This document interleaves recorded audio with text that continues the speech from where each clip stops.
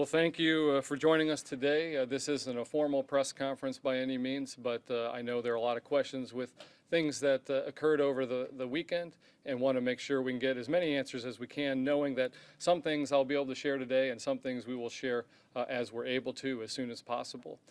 Chief Ruskowski is sorry that he was not able to join us today. He is at a funeral out of the city today, but certainly will be available later in the week once we're able to share more of the details that he would have the expertise in. So with that, I'm happy to open it up to the questions that you all have. Mayor Mueller, I'm going to start with the Friday incident. There's a video of an officer detaining a juvenile, and that's been widespread on social media at this point. It seems to have garnered some big outcry from the community. What was your thoughts when you first saw that video? And I'm assuming you saw it on social media too? I did see the social media, the 10-second clip or so. Of course, when our officers have to use of force, that is always something of concern to us, and that's why we work as a department to train de-escalation, to train our officers to only use the minimum force required to maintain the situation. And so, of course, viral videos, oftentimes you see a little snippet of what happened. Of course, there'll be more context as we're able to share more later this week. But of course, we never, that's the goal, is to never have a use of force. And our officers last year responded to 100,000 calls for service, and less than 1/10% involved the use of force by our officers. And of that less than 1/10% of those calls for service that use of force, only a handful actually complained about potentially excessive use of force or other complaint about that use of force. And so we're talking about, we understand that nothing is perfect. We understand that our officers have a tremendous responsibility that they have taken on in their sworn duties. And so, of course, we take that very seriously. And then we have a multi-layered review process for every use of force, not just those that lead to complaints. And so that review process is underway, and we'll share more as we're able. Awesome. And what would you say, how are you thinking about the almost virality of that video? How are you approaching and thinking about that? Well, we always ask residents to maintain patience as you get the full picture. Of course, in a quick image, nobody likes the image of seeing an officer using force on a resident, much less a younger resident.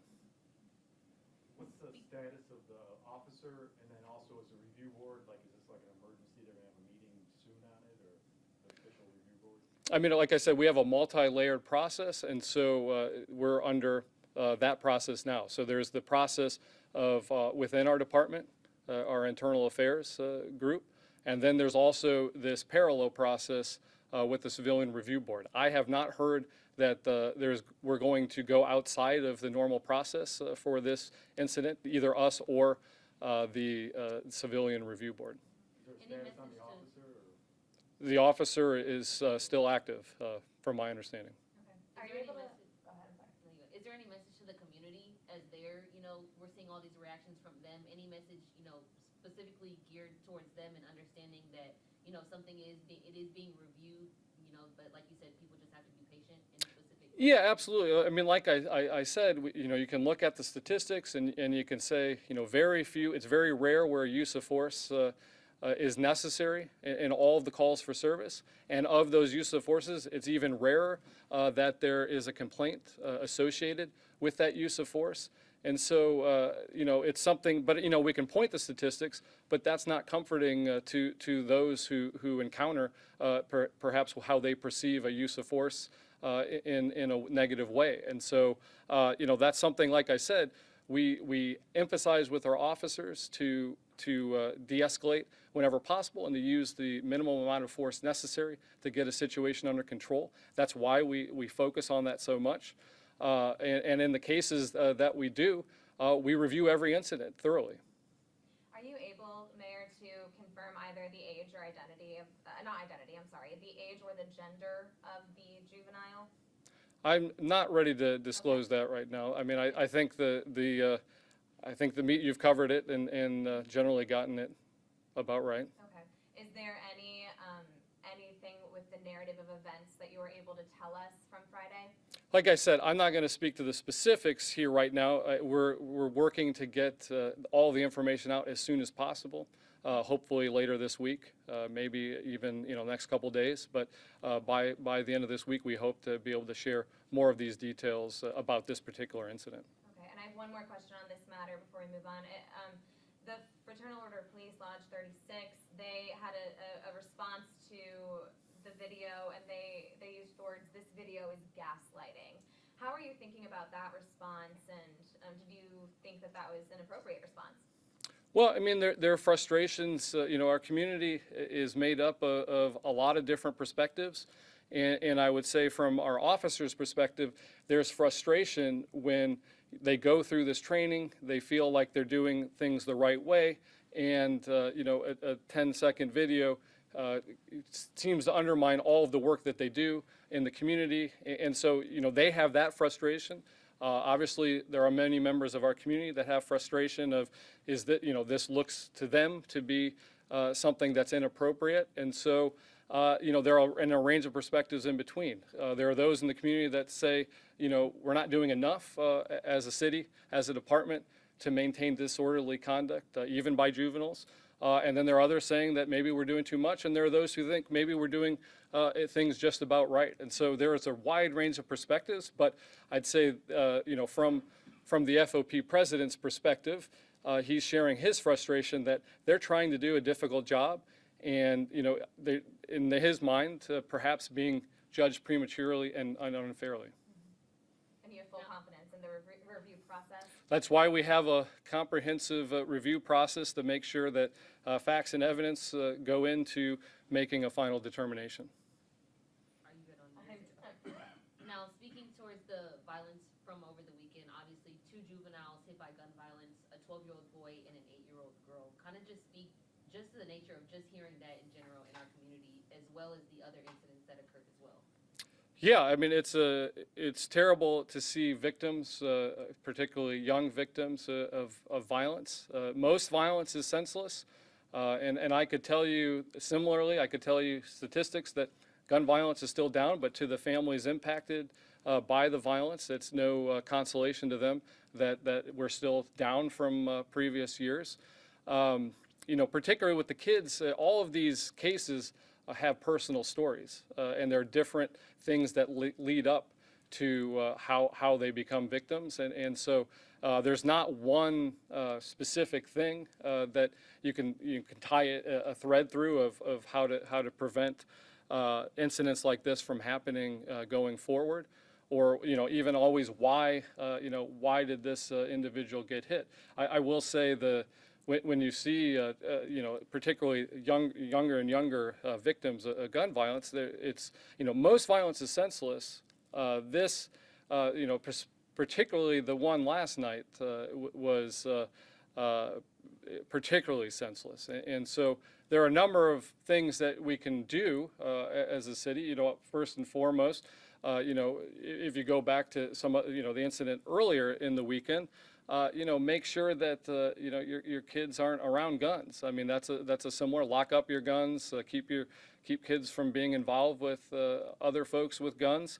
That's one part. The incident last night is more of an issue of our community not leading to open gunfire that leads to bystanders. And so, like I said, there's a whole host of issues that lead to each individual incident, and there's different things we can and can't do to work on those going forward. And what does that community conversation look like? I know we talk a lot about, guns need to be put down, stop violence and things like that, but what does that actually look like?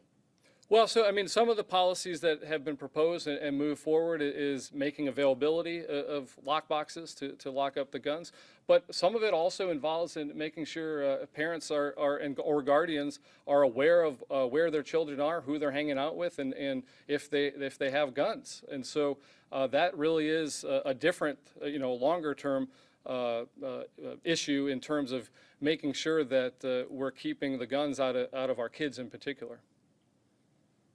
Are there any overall updates you can provide about the status of any of the investigations, the one from Friday night, Saturday morning, or most recently the one on Lindenwood? Well, so, we haven't, obviously, haven't made any formal charges as of yet, but our team is busy working to make sure we find the individuals and hold them to account. There are, as happens at some times, we do need the cooperation of the community to help us identify those who were involved in these shootings, and so we do urge the community to come forward so we can hold these shooters to account.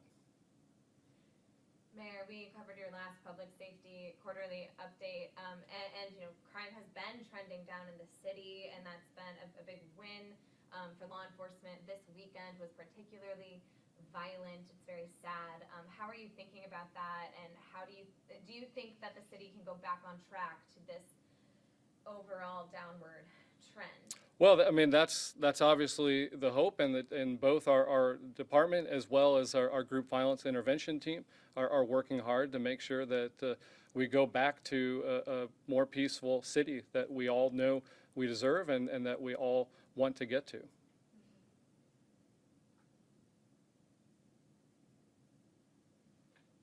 there any other questions? That's all. Anything else you think we didn't ask or needs to be said in regards to just the weekend overall, and just, what people need to hear?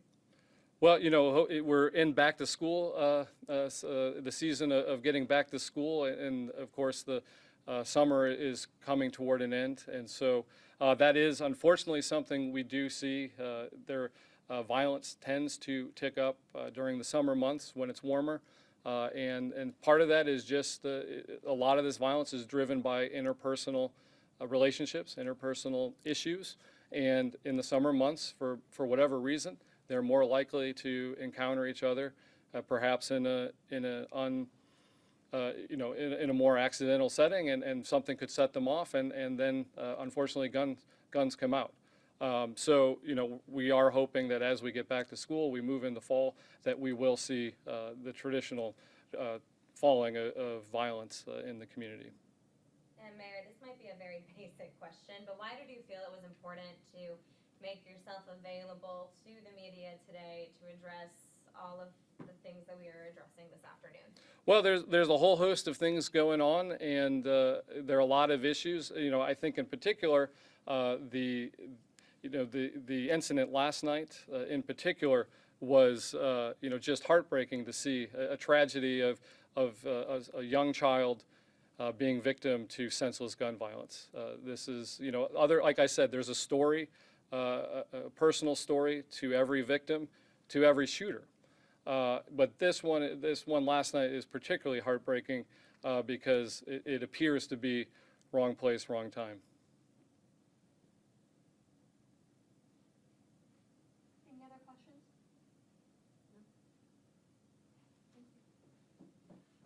All right. Mayor. Thank you. For making yourself available. Yep. We really appreciate it.